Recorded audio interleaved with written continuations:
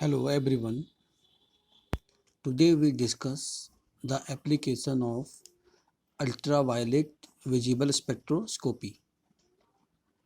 With the help of UV visible spectroscopy, we can determine the presence of double bond, the number of double bond and their arrangement. Second, we also differentiate between geometrical isomers.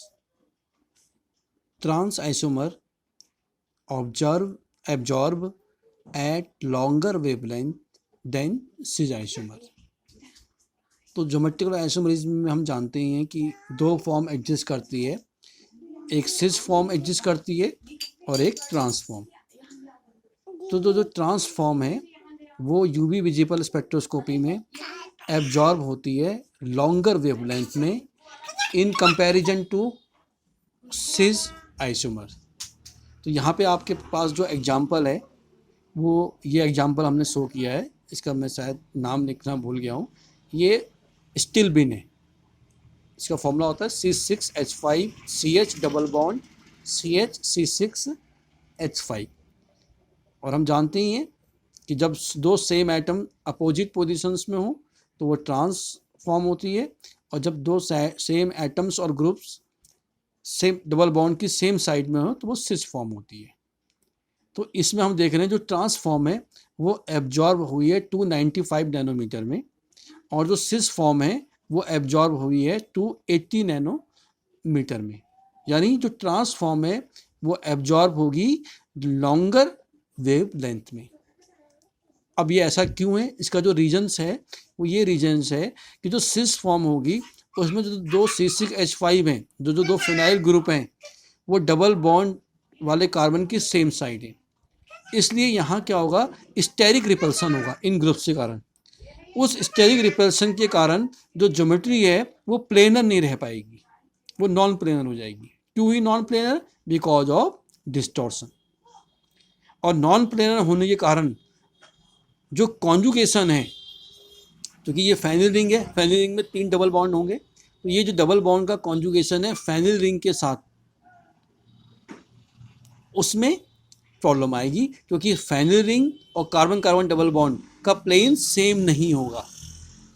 अगर ऐसा होगा तो energy जो resonance के कारण energy कम होनी थी वो कम नहीं होगी, यानी एनर्जी गैप जो होगा वो क्या होगा, ज़्यादा। अगर एनर्जी गैप ज़्यादा होगा तो वेवलेंथ क्या आएगी, कम।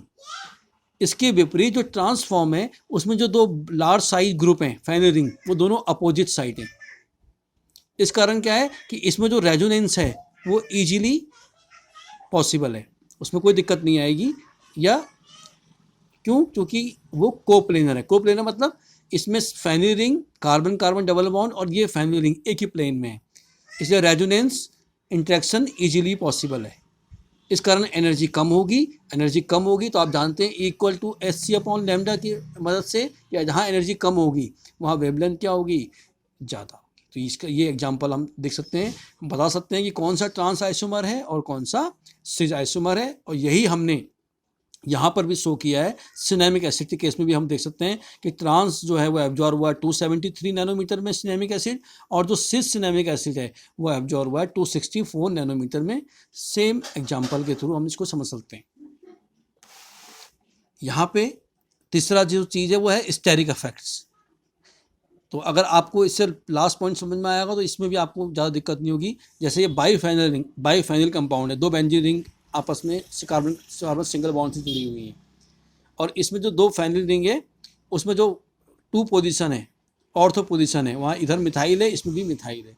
तो अगेन सेम रीजन कि जो ये 2 ग्रुप हैं मिथाइल ग्रुप, इनके कारण क्या होगा, स्टेरिक इंटरेक्शन क्रिएट होगा, मतलब स्टेरिक इनहिबिशन होगा। स्टेरिक इनहिबिशन से मतलब हो गया कि जो इस बॉन्ड के जो इलेक्ट्रॉन्स हैं और इस बॉन्ड के जो इलेक्ट्रॉन्स हैं उनमें रिपल्सन होगा।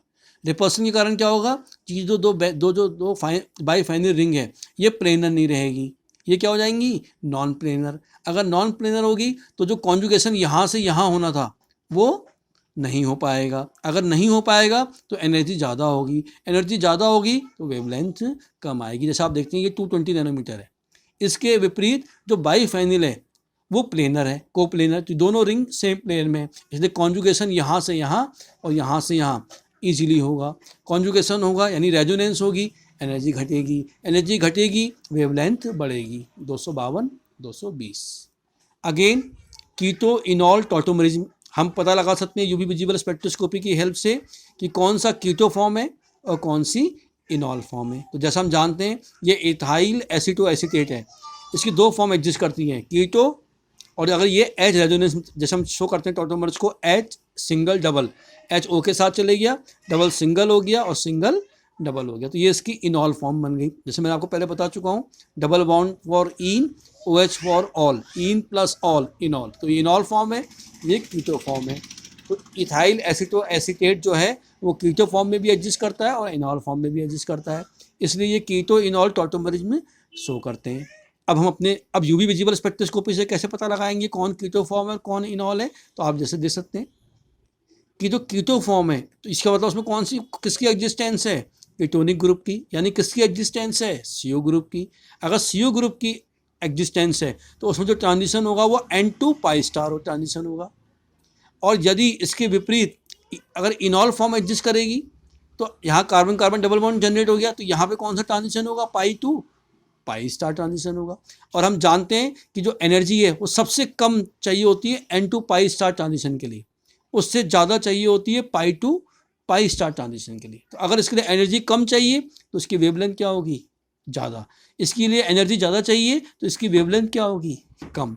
तो अगर इथाइल एसीटोएसीटेट की जो वेवलेंथ होगी वो यदि 244 नैनोमीटर के आसपास होगी तो हम कहेंगे उसमें इनॉल फॉर्म एग्जिस्ट कर रही है, और यदि उसकी जो वेवलेंथ आएगी, जो एब्जॉर्प्शन होगा उसका, वो यदि 252 के आसपास होगा तो हम बोलेंगे वो उसकी कीटो फॉर्म है, एग्जिस्ट करती है। इसी तरीके से हम हाइड्रोजन बॉन्ड डिटरमाइन कर सकते हैं यूवी विजिबल स्पेक्ट्रोस्कोपी की मदद से। इट मीन्स कि इसमें हम डिफरेंशिएट कर सकते हैं between intra and intermolecular hydrogen bond. तो यूवी विजिबल स्पेक्ट्रोस्कोपी में जो इंट्रामॉलिक्यूलर हाइड्रोजन बॉन्ड है वो हम डिटरमाइन कर सकते हैं, इंटरमॉलिक्यूलर हाइड्रोजन बॉन्ड को हम डिटरमाइन नहीं कर सकते।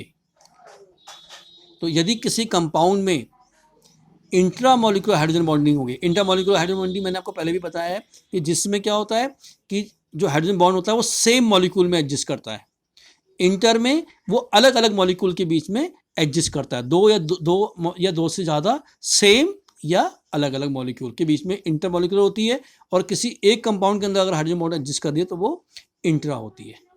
तो वो कहता है कि जो इंट्रा मॉलिक्यूलर हाइड्रोजन बॉन्डिंग है वो हम डिटरमाइन कर सकते हैं with the help of UV visible spectroscopy. तो वो ये कहता है कि intra hydrogen molecular bonding can be determine, और उसके लिए जो लैम्डा मैक्स होगा, जो एब्जॉर्प्शन वेवलेंथ है वो हाई आएगी।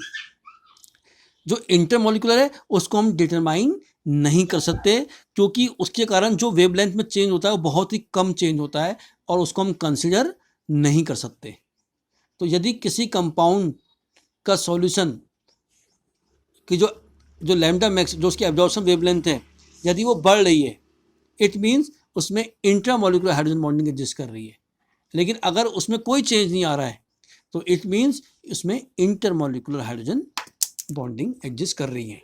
तो ये सारी इसकी एप्लीकेशंस थी, और इसके अलावा जो मैं आपको पहले बता चुका हूँ, वुडवर्ड फिशर रूल भी एक एप्लीकेशन की तरह हम काम करते हैं कि हम किसी भी कंपाउंड, किसी भी कॉन्जुगेटेड डाइन और alpha beta unsaturated carbonyl compound का लैम्डा मैक्स एब्जॉर्प्शन वेवलेंथ को हम कैलकुलेट कर सकते हैं with the help of Woodward Fisher rule. Thank you.